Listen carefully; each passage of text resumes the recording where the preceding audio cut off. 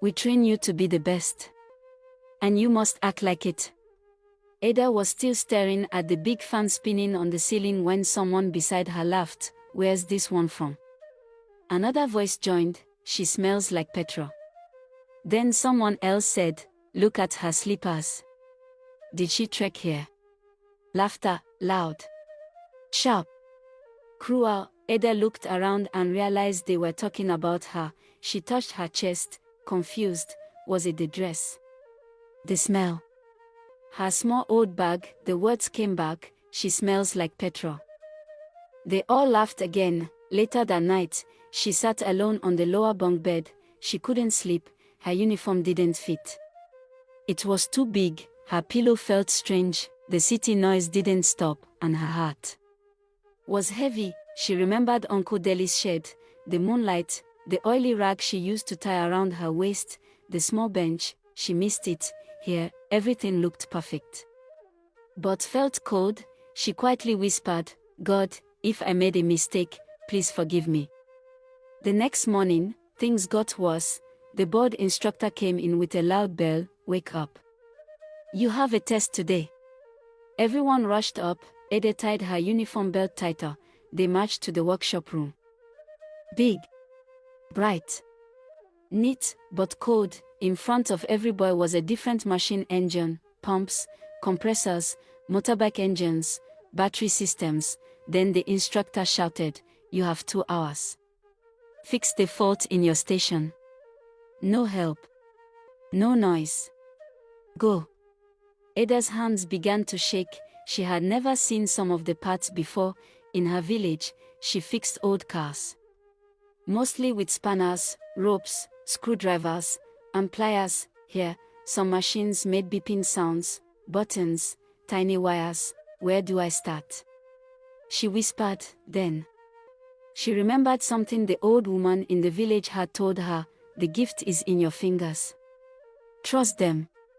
She breathed slowly, closed her eyes, then opened the machine, and got to work. Meanwhile, the other boys kept looking at her and whispering, watch her fail. She'll spoil the whole thing. She's too local. But Ada didn't hear. She was listening to something deeper, something in her hands. One screw loose. 2 knots off. Click. Slide. Twist. Then the fan on the engine blinked. The small screw came on. The battery hummed softly. Her machine was working. 2 hours passed. The instructor clapped. Time up.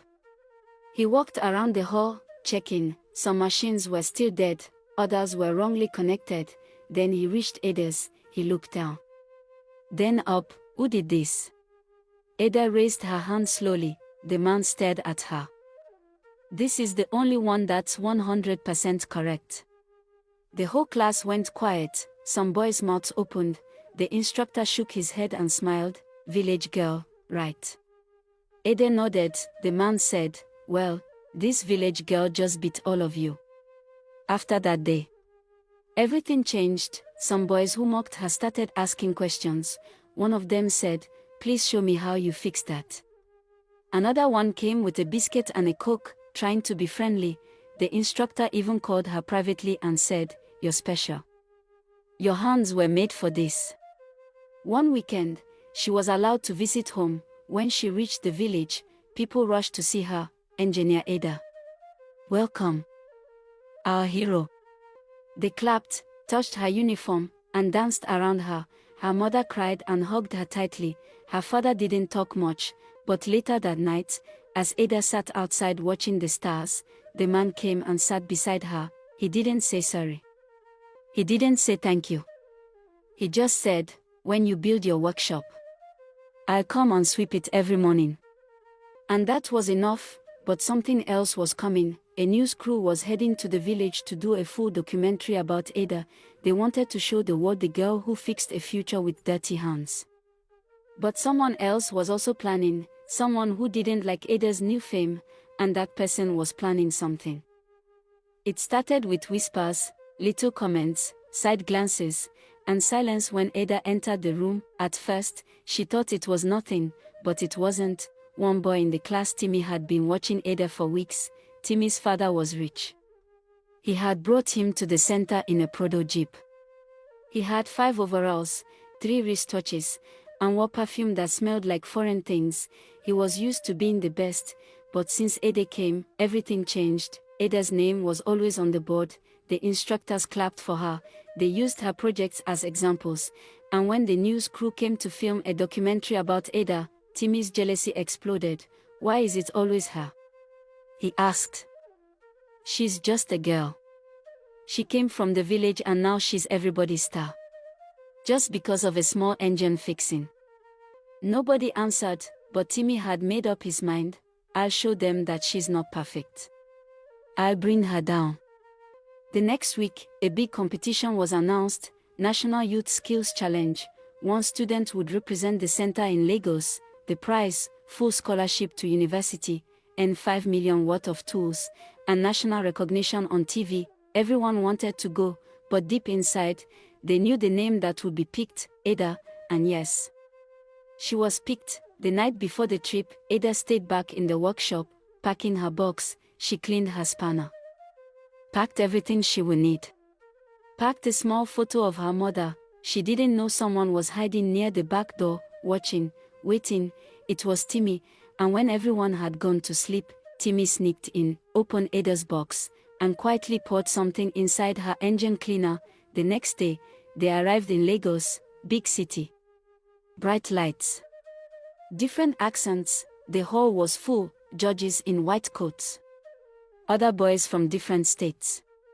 TV cameras flashing. Ada stood at her workstation. She was the only girl. She took a deep breath, touched her belt, and whispered, "Let me make my village proud." Then the bell rang, begin.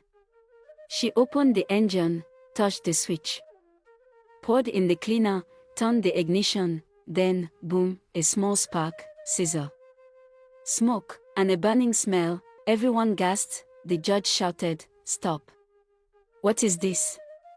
The smoke cleared. One part of the engine was burned, dead. Ada's hands shook. "I don't understand. I cleaned everything." A technician rushed to check. He dipped his finger in the cleaner and sniffed, then turned to the judges. "This is not engine cleaner." Ada blinked. "What?" "This is kerosene."